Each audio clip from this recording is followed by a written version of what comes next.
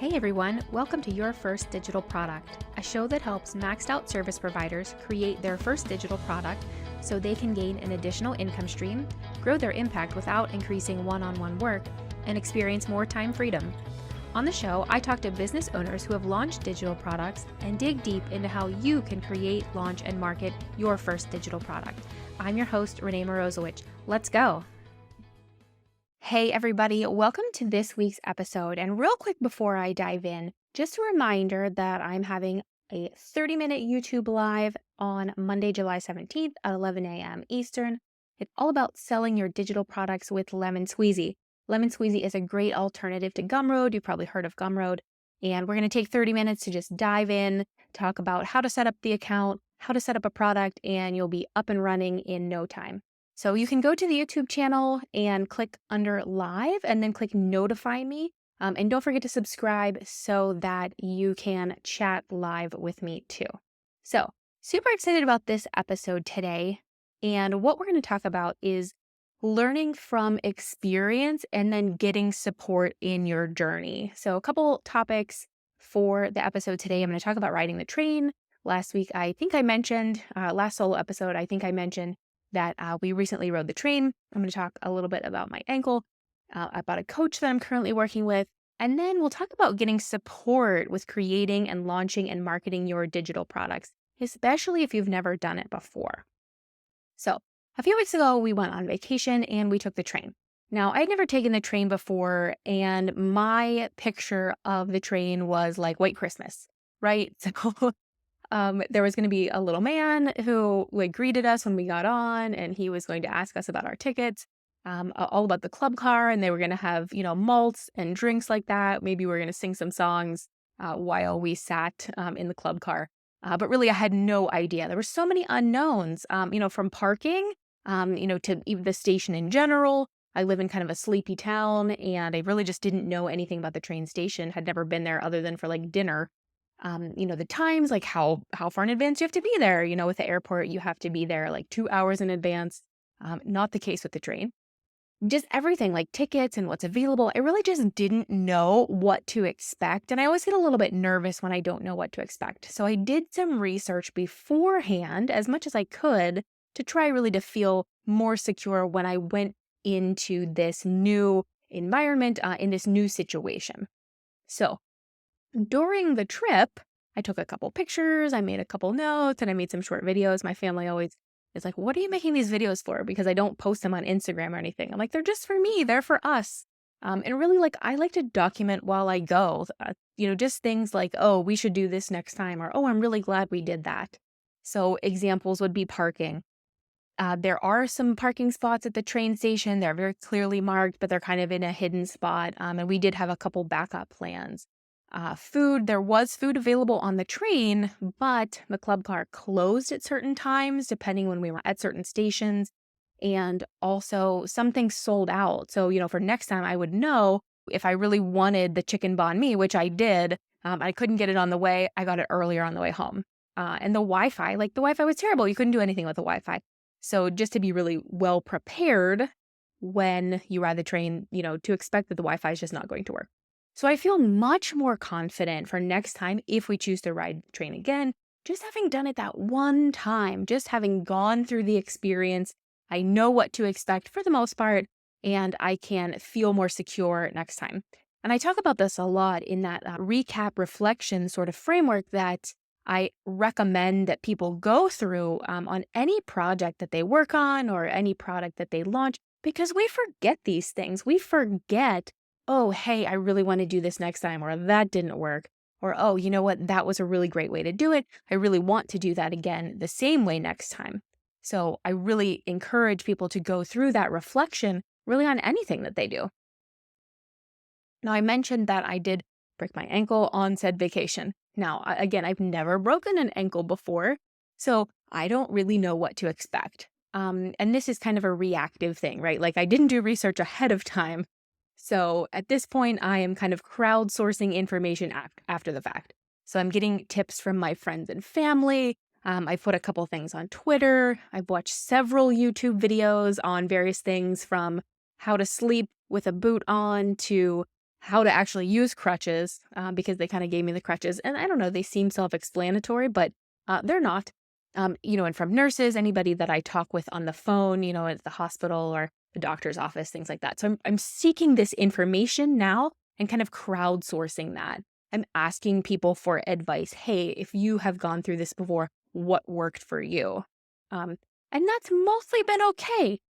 There's some drawbacks to that. I could get some bad advice, and I wouldn't know either way because I've not been through it. So I wouldn't know necessarily that it was bad advice or that it wouldn't work for me until I tried it. It also could be a lot of information to sift through.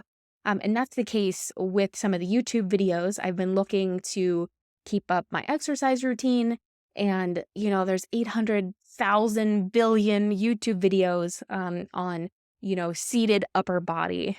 And it's so much to sift through. I've gone through some that are not very good. I have found some that are good, but it really just takes time because it doesn't seem like there are any targeted to my specific situation. So, I am very much looking to do upper body workouts, but I'm not a senior. I do need to sit the entire time. I can't do anything with my feet. So it's not just like limited mobility. I'm really looking for something and it's been hard to find. So I've been trying to sift through a lot of those videos. And likewise, I could also miss important info. Like, I don't know what I don't know. So it's been really hard to kind of collect the information that's important to me and that is useful and helpful to me and kind of sift out the rest while not leaving anything out.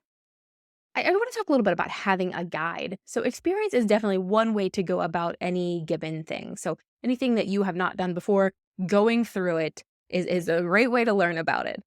So you can do that ahead of time, right? So we talked about researching and doing the thing and then feeling more confident. Or, when the thing happens, if it's something that happens to you, crowdsourcing that information and then doing that research. But just thinking about the train example, what if I had had support like beforehand? What if someone had told me exactly what to expect? So what if I had a guide? I would definitely have had to do less research. So for example, on parking, on the Amtrak website, there was a phone number. So I called that phone number 3 separate times and it was always busy. And I wasn't sure what to do. So I ended up calling the city parking phone number. And when I talked to that woman, she gave me a bunch of information like, okay, you could do this. And if that doesn't work, you could do this. She actually gave me 3 plans. So that was great, but I had to seek it out. I had to call during business hours and, keep trying until I found someone just so that I could go into this situation informed so that my car didn't get towed away while we were on vacation. If someone had already gone through that, or if someone was really well versed in that area, they could have told me, okay, Renee, here's what you need to know about parking. Here's what you need to know about the station. You only need to be there maybe 20 minutes early, 30 minutes at most. Here's the thing about the times. Here's how the tickets work. Here's what's available. Don't forget to get your food early. Take some extra snacks and all of these things. So having a guide would have helped me to not have to do as much research myself and to just get exactly the information that I needed. Now, I just want to talk a little bit about a coach that I'm currently working with. I have worked with coaches before, some business coaches, and I'm currently working with one who specializes in midlife for women. So I have not gone through this before, right? So I am not sure what to expect, what is normal, how to navigate. And yes, I could go online, I could do research on my own, but there's so much information out there, and I'm not sure what is good information and what is not good information. And I don't necessarily have the time to spend just digging and sifting and learning. And I really do want to learn because I do want to be more well prepared than I would be if I were just letting things happen. So this coach has a podcast, so it's a great way to learn. She's accredited. I like her things. I really resonate with the topics that she has and just the way she goes about things and her approach. She has a membership community that I joined, learning modules, one-on-one calls, group calls. All of these things make me feel really well supported as I learn about this one specific part of life. So let's just take that and talk about digital products.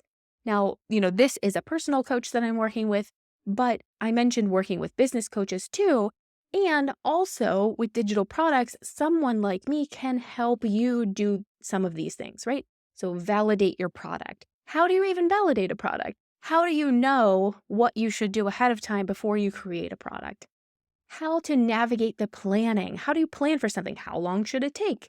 The timeline, and then that accountability. So a guide like me, can help you with your digital product in all of those areas. All the technical stuff, right? That technical stuff is hard. All the sales platforms, which one do you pick? Payment processors, how do they work together? Integrating with other systems like your website and your email marketing platform. All of those technical things, sometimes we can get really bogged down in, and it can be difficult to find what we need, do what we need, and keep moving. Everything about launch marketing. How do I promote my product on launch? And then how do I continue to promote my product ongoing? Because those are two totally separate areas. And then this may sound strange, but like emotional support. Now, I have to say that with the broken ankle, yes, there's a lot of pain and there's a lot of things that have happened that, it's very difficult to deal with, getting a shower or even getting to this point and sitting in this chair right now in this room has been difficult. But what's also been hard is kind of the emotional stuff. Like it's scary. It's a whole different place. And creating your digital product can be hard in that same way because you've never done it before. You may be scared to put yourself out there. You may think, is it good enough? Am I charging enough? Am I charging too much? Are people going to buy it? What if people don't buy it? All of those things are intangibles. Those are things that are outside of the validation and the creation and the marketing and the technical work. This is mindset work. This is work that you may need help with as you navigate creating and actually launching that product and marketing it ongoing. So that's something that I can help with as well. Now, you may not need a coach, but there are other ways to get support on your journey, whether it's building a digital product or something else.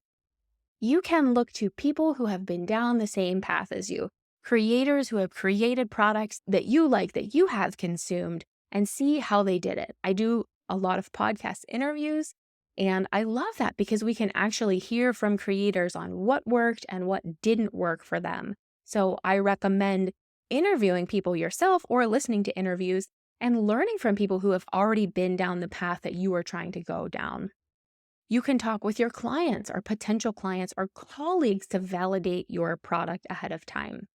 You can use apps for planning, Pomodoros for time management, all that good stuff to help you move along in your product. Masterminds or small groups are super helpful in the entire process, right? So from that accountability to encouragement or even technical help and support. A lot of software platforms have support and documentation. So if you're stuck in the weeds on the part of the software, you can look to their support, especially if it's a paid product, you probably have access to a different level of support, and you can go from there to help you create your product. And there are tons of marketing people out there who can help you with a marketing plan, or maybe you can purchase a plan or just learn from them, consume their content, their videos and their blog posts and their email newsletters to learn how to create that marketing plan for yourself. So I would think about what kind of support do you need?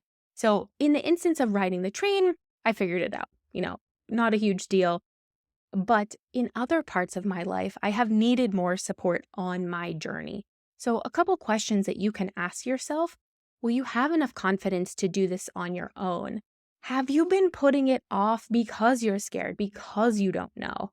Will you be able to find all of the information you need? Or will the fear of the unknown actually stop you from doing the thing that you really want to do? So, what do you think about this? Have you ever worked with a guide or a coach? Did you find it valuable? What's your experience? I'd love to hear it. Send me a voice message at yfdp.show/share. I'd love to hear from you. Hey, thanks for listening. I'd love to continue the conversation in your inbox.